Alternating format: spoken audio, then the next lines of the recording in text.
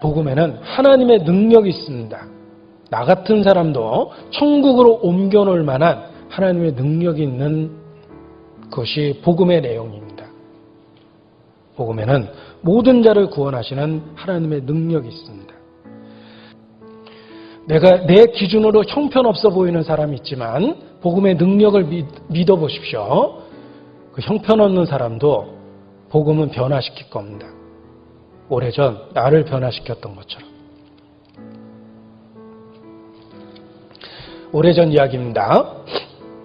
전도 집회 때 제가 뒤에 앉아 있었는데 강사 목사님 말씀하고 계셨습니다. 누가 제 앞에 앉았습니다. 그런데 되게 어수선하더라고요. 들어올 때부터. 주의력 결핍입니다. 게다가 부끄러운 줄 모르고 막 큰 소리로 얘기해서 말씀 듣는데 회방이 됐습니다. 더 문제가 된 건 그분의 자세인데 삐딱하게 앉아서 다리 하나가 이 앞에 올라왔어요. 제가 그 뒤에 앉아가지고 진짜 시험에 들었습니다. 뭐 저런 사람을 데려왔냐. 말이 너무나 제가 들어보지도 못했던 거친 말을 계속했습니다. 알고 보니까 천호동의 유명한 면허라고 그러더라고요. 뭐 저런 사람을 데려왔냐. 그러나 복음의 능력이 있었습니다. 둘째 날, 셋째 날 발이 내려왔어요. 그리고 몇 달 뒤에 그분이 눈물을 흘리면서 간증하는 것이 들었습니다. 자기 머리 털라고 처음으로 일해서 월급 받았다고 몇 푼 안 되지만 다른 사람 괴롭히고 번 돈은 많았지만 자기 일해서 번 돈은 처음이라고 눈물로 간증하는 것도 들었습니다. 그게 복음의 능력입니다. 어떤 분은 복음 듣는 날 술 먹고 왔습니다. 기본이 안 됐다고 화가 났어요. 어떻게 복음 듣는데 술 먹고 오냐. 그런데 중요한 건 술 먹었는데도 왔다는 게 중요한 거예요. 그분은 정말 말씀을 듣고 싶어 했는데 늘 먹었던 것처럼 그냥 술을 먹은 거예요. 술 먹고 복음 들었던 그분이 구원받고 변화받는 것도 봤습니다. 그것이 복음의 능력이에요. 정말 기본이 안 됐죠? 예수님의 십자가의 죽으심을 술 먹고 들었거든요. 그러나 복음은 정말 능력이 있었어요. 그 기본이 안 된 분의 마음과 생각을 바꿔놓은 겁니다.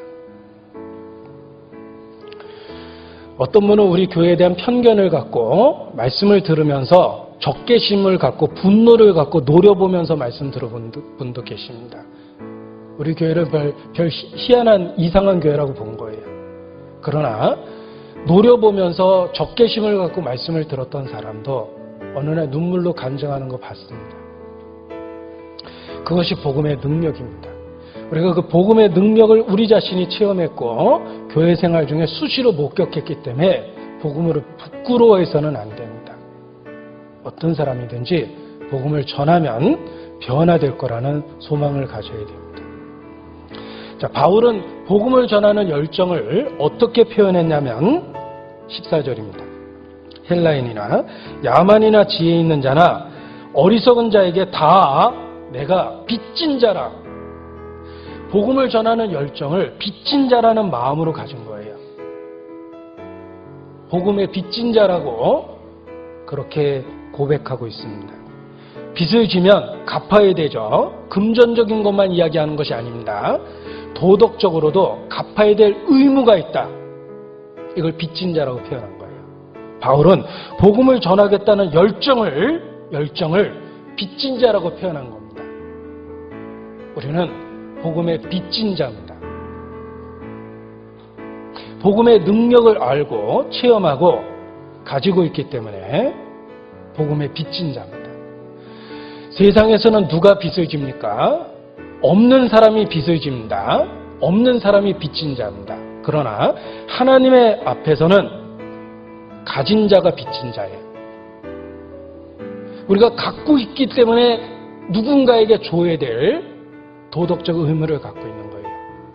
세상은 없는 사람이 빚을 진 사람이고 하나님 앞에서는 갖고 있는 사람이 베풀어야 될 도덕적 의무를 갖고 있는 빚진 자입니다. 우리는 많이 갖고 있습니다. 진리를 갖고 있고 사람의 삶을 변화시키는 능력이 있는 복음을 갖고 있습니다. 우리는 가지고 있기 때문에 그것을 갚아야 될 책임이 있습니다. 이것이 하나님 나라의 법칙입니다.